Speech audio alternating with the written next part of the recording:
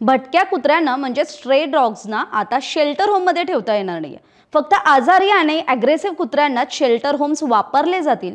ज्या भटक्या कुत्र्यांना पकडण्यात आलंय त्यांना तात्काळ नसबंदी आणि लसीकरण केल्यानंतर जिथून पकडलंय तिथेच परत जाऊन सोडावं लागणार आहे। आता असा निर्णय हा भटक्या कुत्र्यांविषयीचा सुप्रीम कोर्टाने दिलाय। न्यायमूर्ती विक्रमनाथ यांच्या नेतृत्वाखालील 3 न्यायाधीशांच्या खंडपीठानं हा निर्णय दिलाय।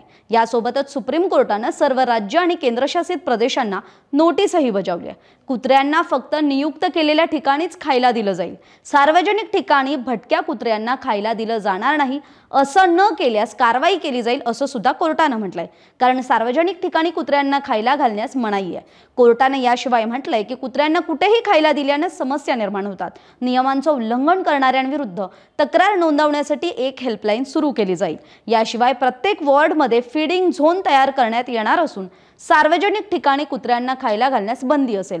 कोर्टाने हे सुद्धा म्हटलंय की कुत्र्यांना एका निश्चित ठिकाणी खायला देण्यासाठी फीडिंग झोन बनवले जातील, ज्यासाठी स्वयंसेवी संस्थेला 25,000 रुपये दिले जातील। कोणत्याही व्यक्ती किंवा संस्थेला कोर्टाच्या या सूचनांचं पालन करण्यात अडथळा निर्माण करू नये। यासोबतच प्राणीप्रेमी भटक्या कुत्र्यांना दत्तक घेण्यासाठी अर्ज दाखल करू शकतात, पण एकदा दत्तक घेतलेलं कुत्र हे पुन्हा रस्त्यावर सोडलं जाऊ नये ही त्यांची जबाबदारी असेल। तरी सुप्रीम कोर्टाच्या या निर्णयाविषयी प्राणीप्रेमींमध्ये समाधानाचं वातावरण आहे। आपली याविषयीची मतं कमेंट करून जरूर कळवा।